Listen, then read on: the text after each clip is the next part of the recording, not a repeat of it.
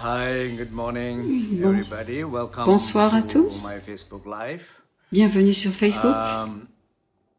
So, very happy to be back here. Je suis très heureux de vous retrouver. So today's topic Le is thème d'aujourd'hui, c'est about the ego, au-delà de l'ego, honoring the dimension of honorer la dimension du sacré. So, of course, these topics Alors, somehow bien has sûr, been ces coming sujets from idea of foundational practices, viennent de l'idée de pratiques et d'enseignements qui sont basés traditional sur teachings, but des trying to, enseignements traditionnels, keep them des simple enseignements traditionnels. and Mais pour keep garder, them pour faire something, simple, explain in a way that we can je vais understand. vous l'expliquer de So manière that que ce kind of at soit least compréhensible. my intention is here. En fait, c'est mon intention ce So soir. I wanted to kind of go back and say a little bit J'aimerais about revenir why sur I pourquoi choose this topic. j'ai choisi ce sujet Is ce that soir.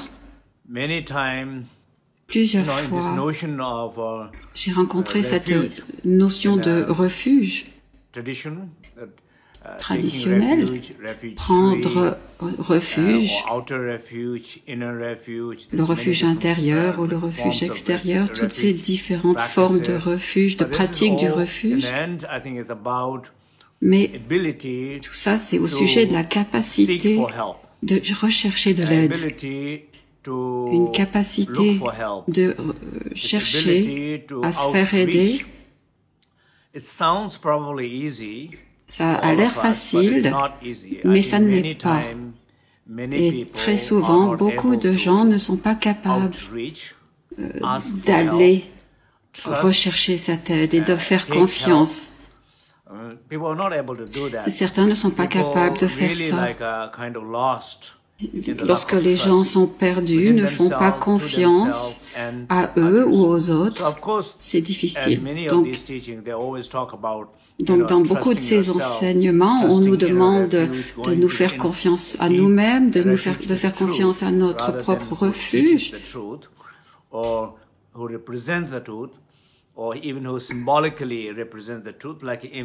car cela représente la vérité. Mais il y a plein de lieux où on peut prendre refuge. Je ne veux pas dire qu'il y en a un qui soit plus important que l'autre. Mais ce que je veux dire, c'est que c'est important d'avoir cette capacité de demander de l'aide. Donc si vous ne pouvez pas vous faire confiance, si vous ne pouvez pas faire confiance à votre esprit et que vous ne pouvez pas vous aider ou vous guider, c'est très important d'apprendre à faire confiance aux autres. Et j'espère que vous trouverez des personnes à qui vous pouvez faire confiance, des personnes dignes de confiance. Vous pouvez prier de rencontrer des personnes comme ça. Et vous devez aussi apprendre à vous ouvrir à des dimensions plus élevées, des dimensions au-delà de vous et des autres. Donc l'un des plus grands problèmes chez nous, dans notre société, c'est les autres, c'est les gens. C'est pas les traditions spirituelles ou la sagesse, ou même la connaissance, ou l'information. C'est pas ça le problème. Le problème, c'est la manière dont les gens utilisent ces informations, la technologie, même la religion. Comment est-ce que les gens utilisent tout ça? C'est ça le problème. Donc, en fait, ce sont les gens qui créent les problèmes et pas ce que ces choses représentent. Donc, ce que j'essaie de vous dire, c'est qu'il faut apprendre à se faire confiance quand on veut s'aider. Et si on ne peut pas s'aider, apprendre à faire confiance aux autres. Et ça comprend bien sûr le soi supérieur. Chaque fois qu'il y a quelqu'un qui a une certaine capacité, une certaine influence, un professionnel qui est un peu plus fort, expérimenté que vous. Mais bien sûr, ce sont toujours des personnes avec des qualités humaines. Vous pouvez leur faire confiance. Donc l'idée ici est de regarder au-delà de l'ego Et ceci peut se vérifier à travers cette question de réflexion sur ces problèmes. Vous devez faire confiance qu'il y a un lieu au-delà de l'ego où vous pouvez faire confiance. Au-delà de quelqu'un, au-delà d'une conversation conflictuelle avec quelqu'un, par exemple. Lorsque vous êtes avec quelqu'un, pouvez-vous faire confiance au lieu d'essayer de prouver que vous avez raison? Pouvez-vous rester en connexion avec cette personne dans la confiance? Pouvez-vous faire confiance à votre état d'être plutôt qu'à vos actions,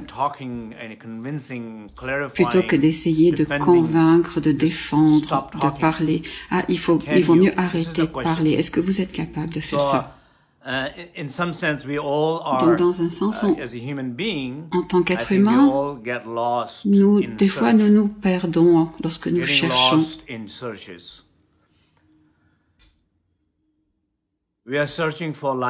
On cherche la lumière et nous nous trouvons dans l'obscurité. Nous cherchons l'amour et nous nous retrouvons dans de la souffrance. On cherche le lien avec quelqu'un ou quelque chose et puis nous nous sentons déconnectés, isolés et seuls. On cherche la paix. On commence des guerres. Je regardais des épisodes sur la Deuxième Guerre mondiale et c'est juste incroyable de voir comment les êtres humains peuvent devenir fous. Ça fait peur. On regarde toutes les guerres et toutes les raisons de leur déclenchement, toutes ces différentes parties concernées, et c'est juste de la folie véritable. C'est incroyable ce dont nous sommes capables. Au nom de l'amour, de la paix, du lien. Alors, donc nous sommes un peu tous perdus lorsque parfois nous cherchons. Donc quand je parle de honorer la dimension du sacré, j'aimerais vous en parler un petit peu au niveau de la tradition. Dans la tradition Bon et bouddhiste, au-delà de l'ego, c'est ce que nous recherchons, et nous parlons de vacuité. Nous parlons tous de la même chose.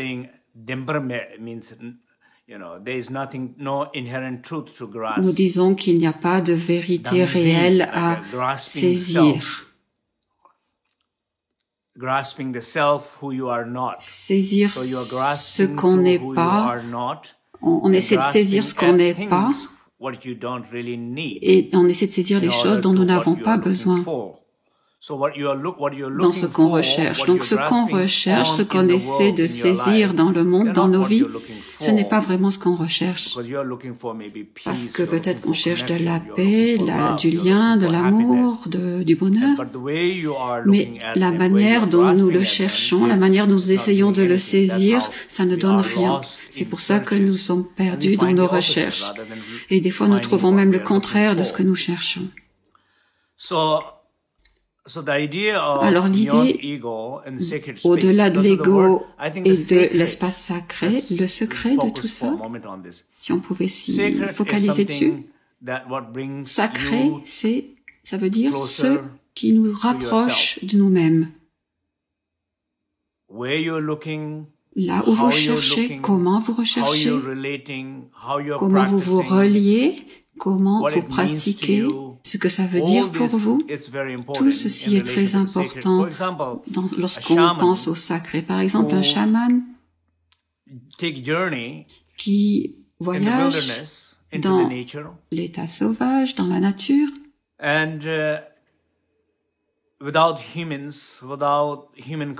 sans conflit humain, sans toutes ces voix dans sa tête, lorsqu'il est isolé pendant des jours, dans le silence, lorsqu'il est calme, et lorsqu'il est tout d'un coup capable de se mettre en connexion avec la puissance de la nature. Vous pouvez appeler ça l'esprit de la montagne, la puissance de la nature, le pouvoir de la nature. Vous pouvez l'appeler paix du cœur. Donc c'est un véritable lien qu'il a avec la nature. Et cette véritable connexion à travers la nature, à travers vous-même, ce que vous ressentez à ce moment-là, c'est que vous êtes très proche de vous. Vous êtes à l'entrée de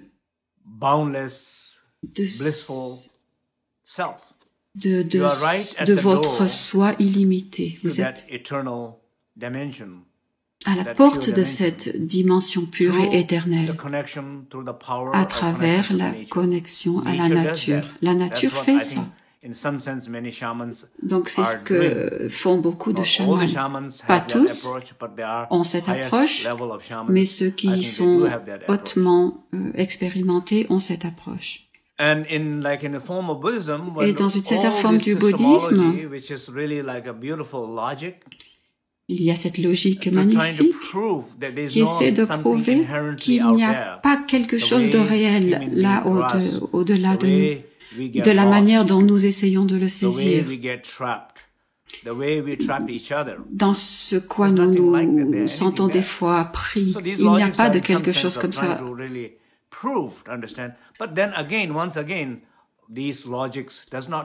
Mais ces logiques, certaines fois sont des fois très intellectuelles et ne nous amènent pas très loin. Lorsqu'elles ne sont pas comprises de manière personnelle, individuelle, ça reste à un niveau intellectuel. Alors ils ne rendent service à personne.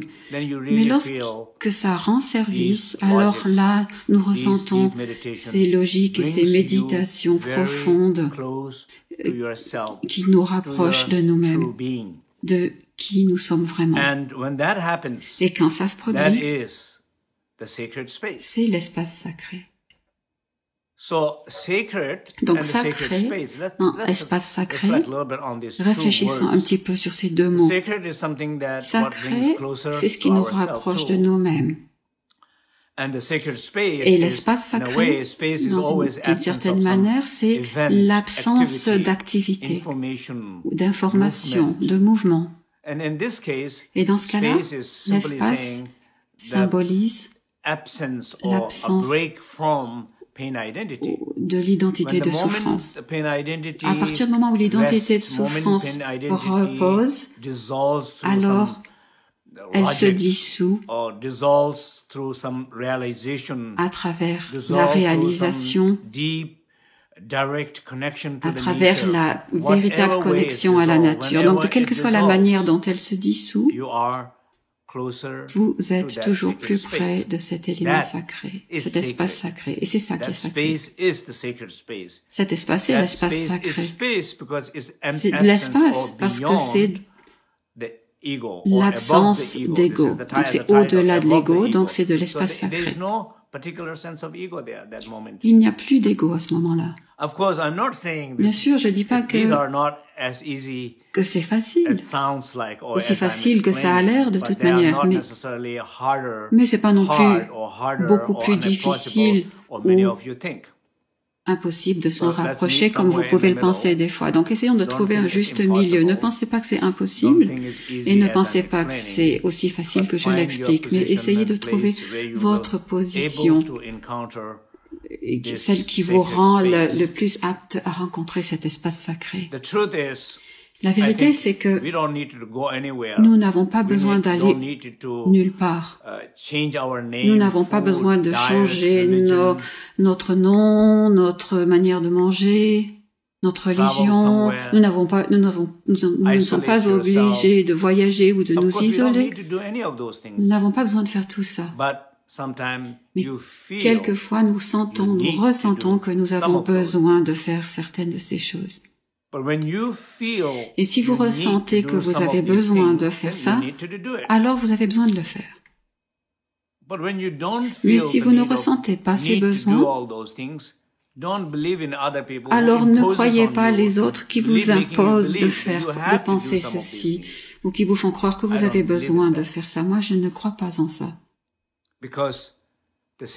Parce que l'espace sacré est dans tout, et c'est dans partout, c'est dans chacun, c'est dans chaque situation, et particulièrement dans les choses desquelles vous essayez de vous échapper. Parce que Bouddha, lui, a dû faire face à beaucoup de souffrances, et la souffrance, c'est ce dont vous essayez de vous éloigner. Hier, je marchais à Berkeley, à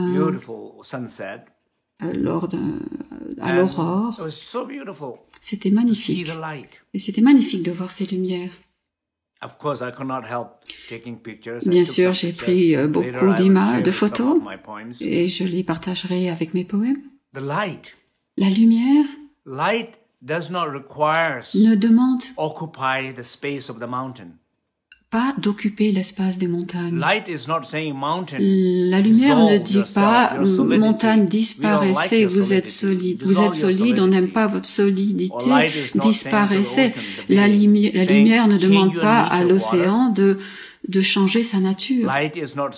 La lumière ne dit pas « ciel, vous êtes trop vaste, trop grand, vous me faites peur, changez ». La lumière ne demande pas ça. La lumière brille à travers le ciel et change même ses couleurs magnifiques. Parce que le ciel le permet.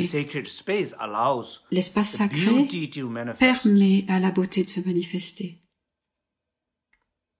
La lumière ne dit pas aux montagnes non plus de disparaître. Elle illumine les montagnes. Et la montagne devient magnifique quand elle s'unit à la lumière. L'eau, même chose. La lumière entre dans l'eau, elle laisse l'eau être l'eau et elle brille à travers l'eau. La vérité brille à travers la fausse nature. Elle brille à travers la tristesse, à travers ce sentiment d'être perdu. L'espace sacré,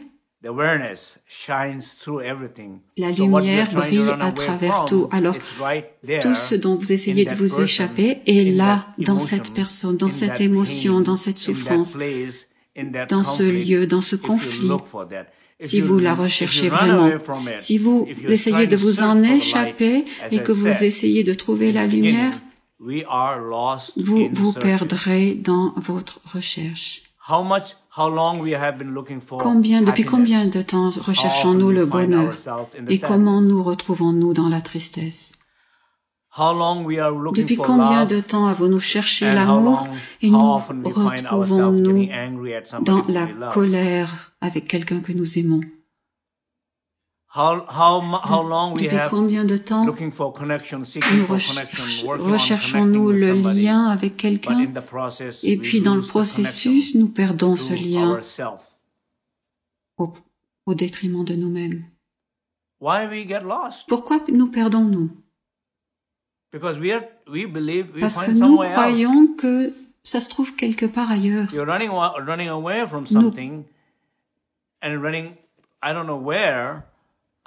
Nous essayons de fuir, je ne sais pas où, mais dans l'espoir de trouver quelque chose. Mais c'est pas toujours la solution.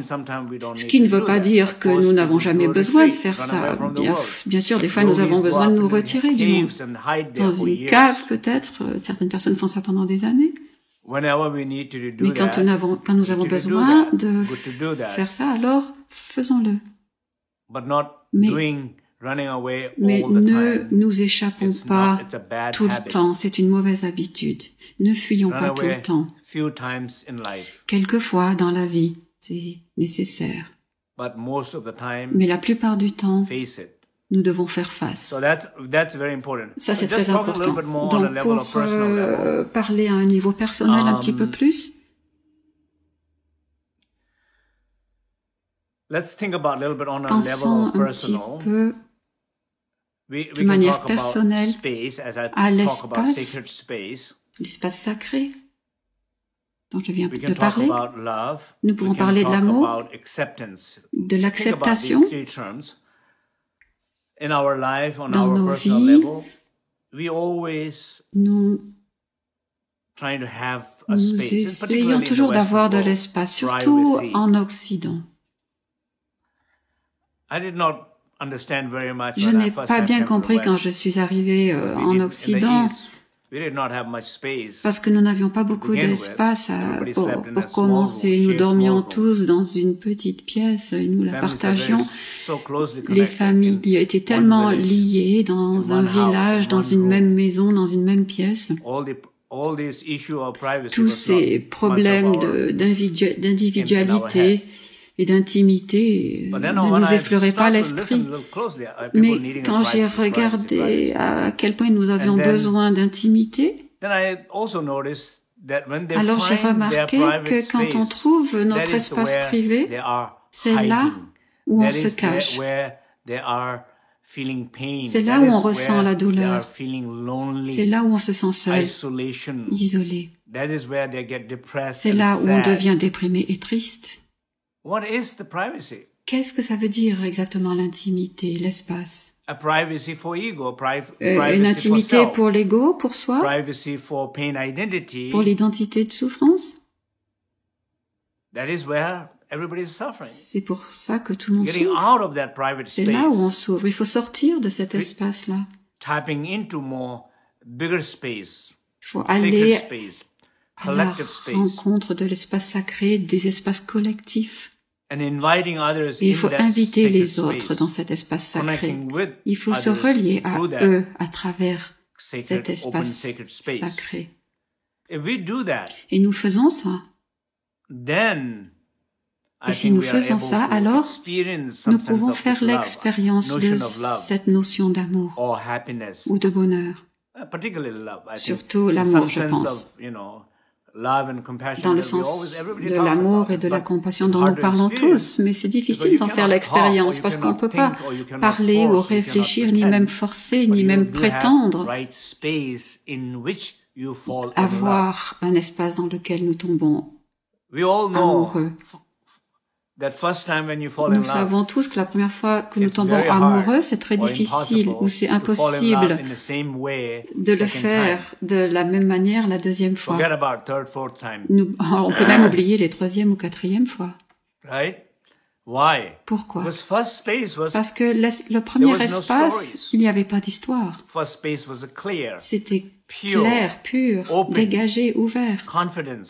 Il y avait de la confiance, du jeu. Et là, il est possible de tomber amoureux. Et vous pouvez ressentir la quantité d'énergie que cela libère lorsqu'on est dans cette connexion d'amour.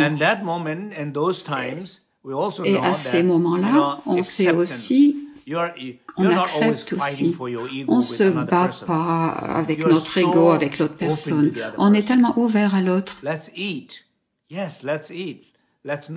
Mangeons, ok, mangeons, ne mangeons pas, d'accord, ne mangeons pas. Allons nous promener, d'accord, allons nous promener. Restons debout toute la nuit, oui, bonne idée. C'est facile d'être d'accord sur tout.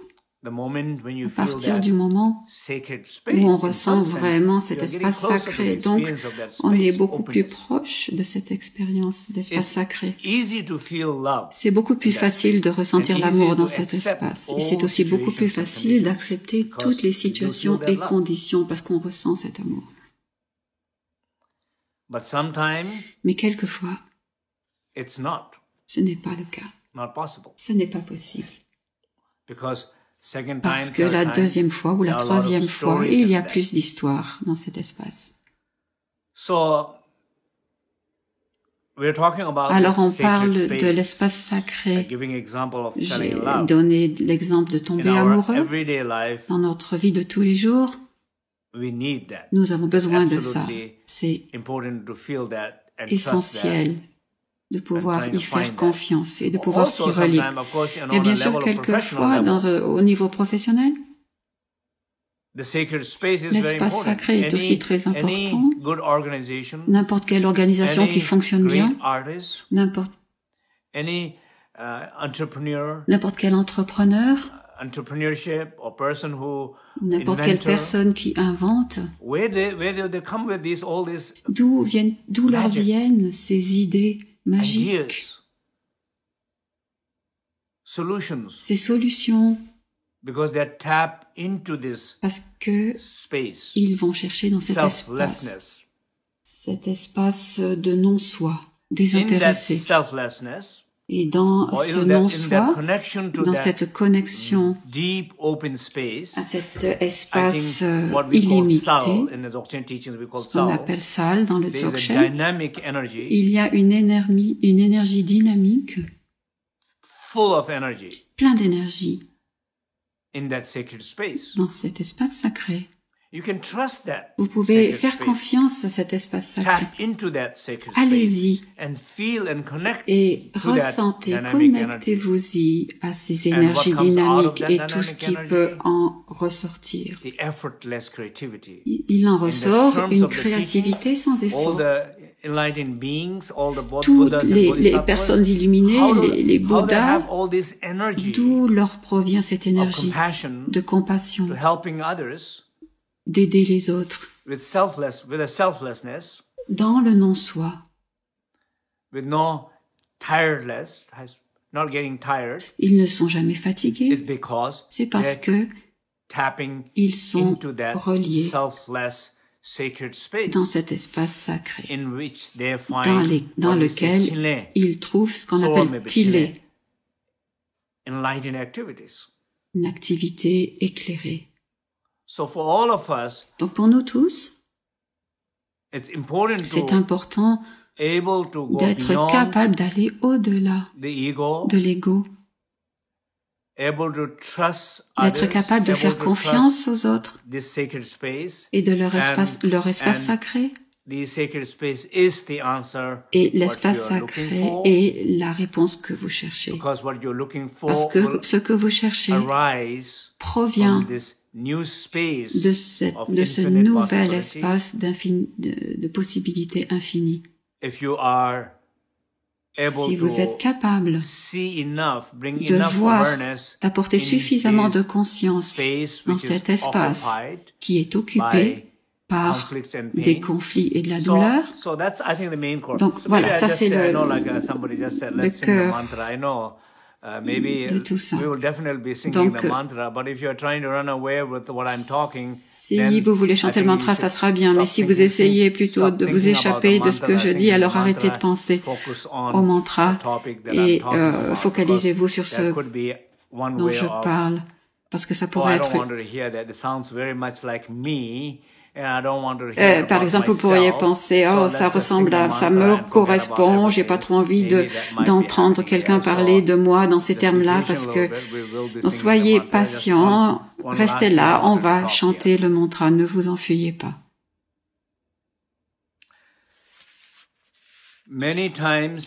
Très souvent, je ressens que nous sommes confus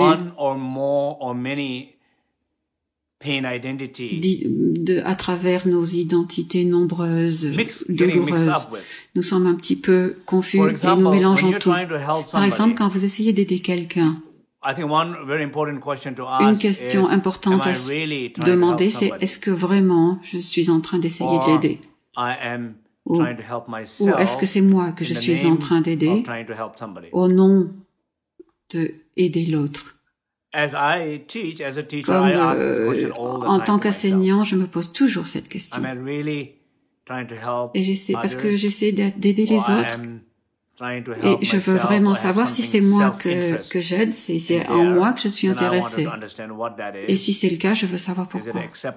Est-ce que c'est acceptable? Non, pas acceptable. Qu'est-ce que je dois faire et sur quoi je dois travailler? Ça, c'est mon travail.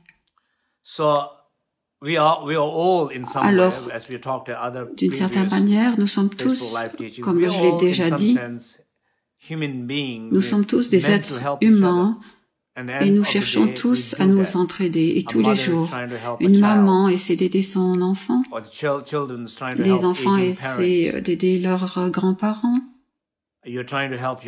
on essaie d'aider son voisin, on essaie toujours d'aider quelqu'un. Et quand on s'engage là-dedans de manière très personnelle, là, on peut des fois se sentir captif de notre propre identité. Et là, c'est là où la confusion se manifeste. Quand vous réalisez qu'il ne s'agit pas d'aider les autres, vous vous rendez compte que c'est pas de ça qu'il s'agit finalement. Alors là, vous êtes confus. Donc, de nos jours, dans notre société, surtout dans le monde politique, au niveau des conflits sociaux, il y a beaucoup de gens qui parlent beaucoup socialement, mais on pense que ça vient pas du bon endroit. Ça vient de leur souffrance, leurs paroles viennent de leur souffrance. Mais lorsqu'ils parlent, c'est ok de parler, mais lorsqu'ils apportent leur douleur dans la vie des autres, là je me demande, est-ce qu'ils aident vraiment ou est-ce qu'ils causent plutôt davantage de souffrance? Et dans la politique, c'est la même chose. À une échelle plus petite dans nos vies, lorsqu'on essaie d'aider nos maris, nos enfants, nos femmes, notre communauté, et lorsque professionnellement on essaie d'aider nos patients, il faut toujours se poser cette question.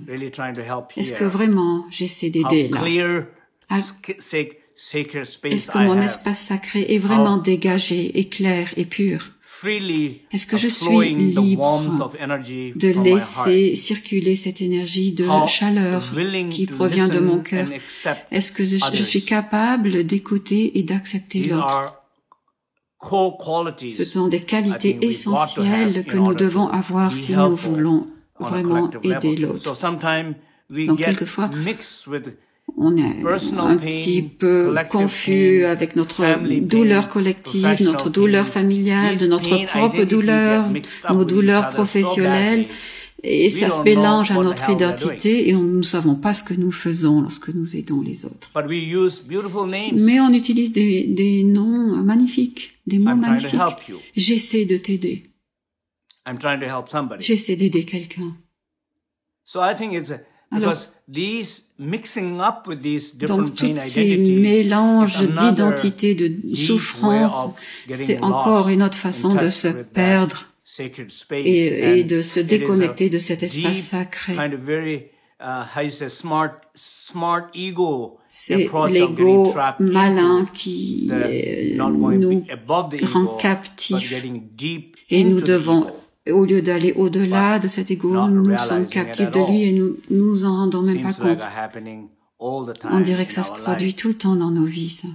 Non, la seule chose que nous pouvons faire, c'est de ne pas regarder les autres, mais nous-mêmes, et vérifier où nous nous situons dans cette position, dans cette approche. Alors, maintenant, je vais arrêter de parler et je vais jouer la musique, le Saleo Mantra. Et pendant ce temps-là, vous pouvez vous asseoir de manière confortable.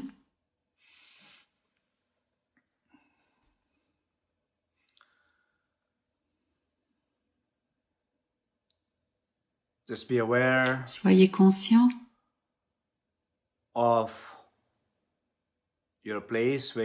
de l'endroit où vous êtes. Apportez ce lien avec le lieu où vous vous trouvez.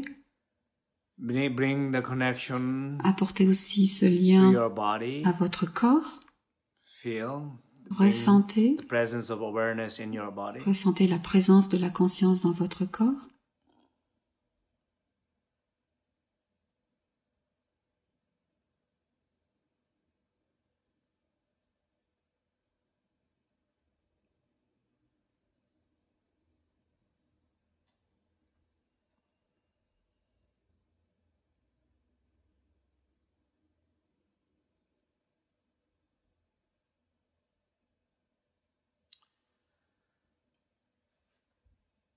Apportez la lumière de la conscience dans votre corps.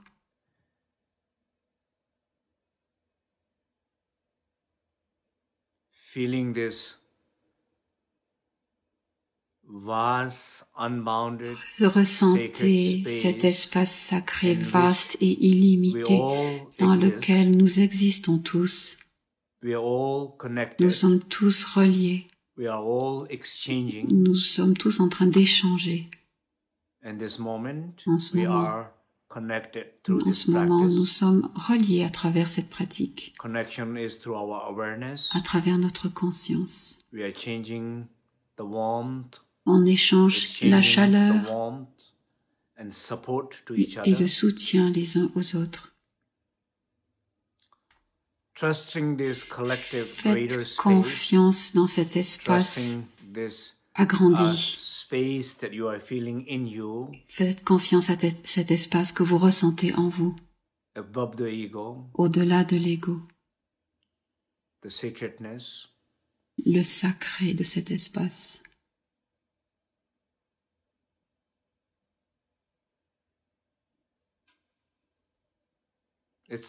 C'est le refuge intérieur, ce refuge divin. Quelles que soient les émotions, les sentiments, les voix ou les pensées qui émergent, elles n'occupent pas cet espace.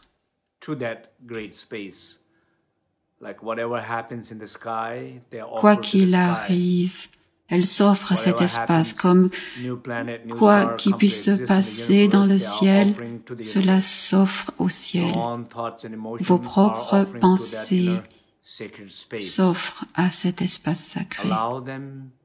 Acceptez-les et laissez-les passer, laissez-les s'exprimer, laissez-les respirer et laissez-les se libérer d'elles-mêmes. Permettez ça pendant que nous écoutons le mantra.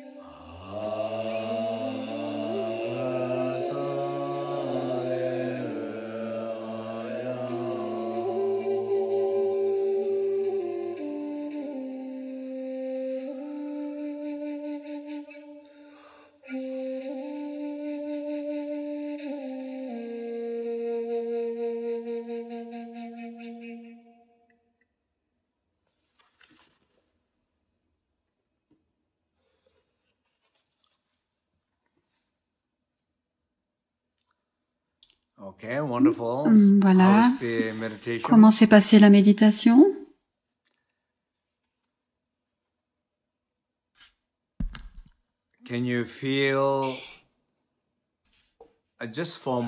Pouvez-vous ressentir pendant un petit moment, au-delà de vous, au-delà de l'ego, ou du moins au-delà d'un ego un petit peu moins fort? Avez-vous pu vous connecter à l'espace sacré de la Sangha partout à travers le monde? Avez-vous pu vous approcher de cet espace sacré, de pouvoir y respirer un petit peu mieux, de faire évacuer des choses, de mieux se connecter? Avez-vous pu ressentir votre propre énergie, votre propre chaleur de manière beaucoup plus forte? Avez-vous permis l'expression de votre soi supérieur? J'espère. C'était l'idée. Donc j'espère que lorsque vous sortirez, que vous serez dans votre monde quotidien, que toutes ces différentes identités, lorsqu'elles apparaîtront, soyez bons, soyez un bon hôte pour ces idées, laissez-les se manifester.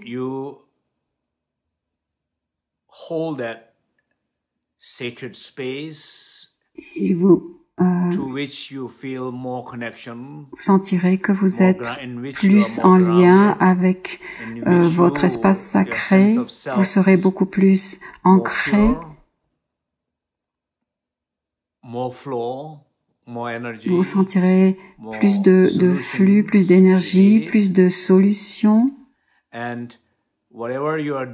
quoi que vous fassiez, essayez de le laisser provenir de cet espace de calme. Quoi que vous disiez, essayez de faire provenir ces paroles de cet espace sacré. Où que vous regardiez, regardez à travers cet espace sacré. Et quoi que ce soit que vous écoutiez, aussi, faites-le à travers l'espace sacré. Alors, appréciez ces espaces qui sont tellement plus grands que nous et qui nous dépassent et qui sont la source de tout ce que nous essayons de faire naître et tout ce dont nous avons besoin. Faites confiance à ça. Merci.